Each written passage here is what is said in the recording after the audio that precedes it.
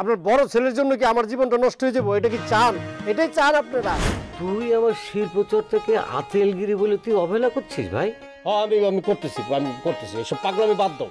পাগলামি বাদ দিয়ে দয়া করে বিয়ে করো।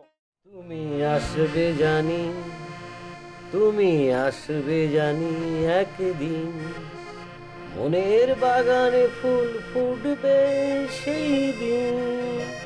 তুমি আসবে জানি, তুমি আসবে জানি। কোনোদিন আসবে না মিয়া ভাই, কোনোদিন আসবে না।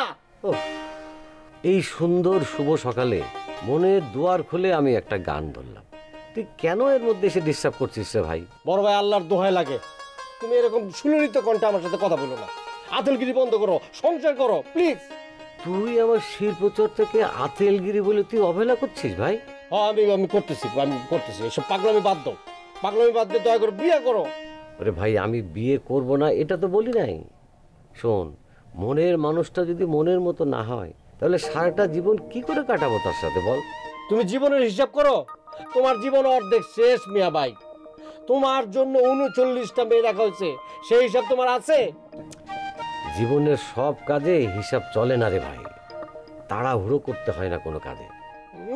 তোমার কথা শুনলে না, তোমার মতো চিন্তা যারা আছে তার বিয়ে করার কোনো দরকার নাই, বিয়ে করা লাগবেই না, ঘরের পাল্লা হয়ে থাকতে হবে। ভুল বললি রে ভাই, সময় হইলেই ফুল ফুটবে। হ্যাঁ ফুল ফুটবো, ফুল ফোটার জন্য নিজের চেষ্টা লাগে।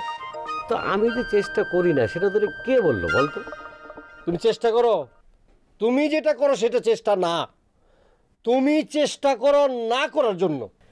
জীবন চলার পথে যদি হয়ে যায় ভুল, সারাটা জীবন ভর দিতে হবে তার মাসুল।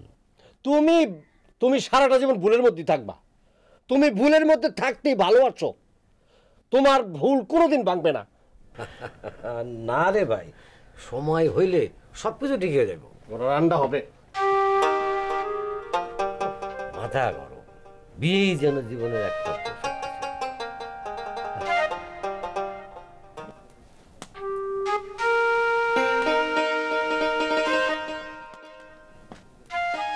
কই যান? দোকানে। একটু দাঁড়ান, বাজার আনতে হবে তো।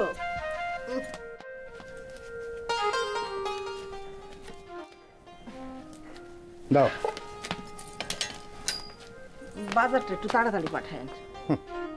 তোমার বড় পোলা তো বাজার আনতে পারে না, প্রতিদিন মানুষের দিয়ে আমার বাজার পাঠাইতে হয়। ওরে দিয়া যদি এই কাম হইতো তাহলে তো মানুষের কাছে কোনো কথা শোনাই লাগতো না। মানুষের কাছে আর মুখ দেখানোর দায় নেই। মা আপনার সাথে আমার জরুরি কথা আছে কিছু। কি ব্যাপার, তুমি এখনো দোকানে যাও নাই? আব্বা আপনি জান আমি আসতেছি। বড় ছেলে তো শিল্পী হইয়া আমার মুখে চুন কালি মাখাইতেছে, তুমি আবার ব্যবসাটা চাঙে উঠাও না। আপনি জান আব্বা আমি আইতেছি। ঠিক আছে, তাড়াতাড়ি আইছো। কি রে বাবা, কি করবি? আম্মা, আপনার বড় ছেলের জন্য কি আমার জীবনটা নষ্ট হয়ে যাবো? এটা কি চান? এটাই চান আপনারা? এইটা কি জন্য চামরে বাপ? তাহলে কি জন্য মিয়া ভাই আপনারা বুঝান না? তুই তো দেখতাছস আমি রাত দিন চেষ্টা করতেছি, পাগলটা তো বুঝি মানে না। দরকার হলে শাসন করেন, ছোটবেলার মতো শাসন করেন, পিটান, আমার বাড়ি থেকে বাড়ি করে দেন। এটা কি ধরনের কথা কস? এত বড় পোলারে বাড়ি থেকে বের করে দিমু, আর শাসনও বা কেমনি করবো কত? শাসন যদি না করতে পারেন তাহলে অন্য ব্যবস্থা করেন। অন্য কি ব্যবস্থা রে বা? আব্বা, আপনি আব্বার সাথে কথা বলেন, আব্বার সাথে কথা বইলা আমার বিয়ার ব্যবস্থা করেন। মিয়া ভাইয়ের দরকার নাই, মিয়া ভাই ডেটটা এক্সপায়ার হয়ে গেছে।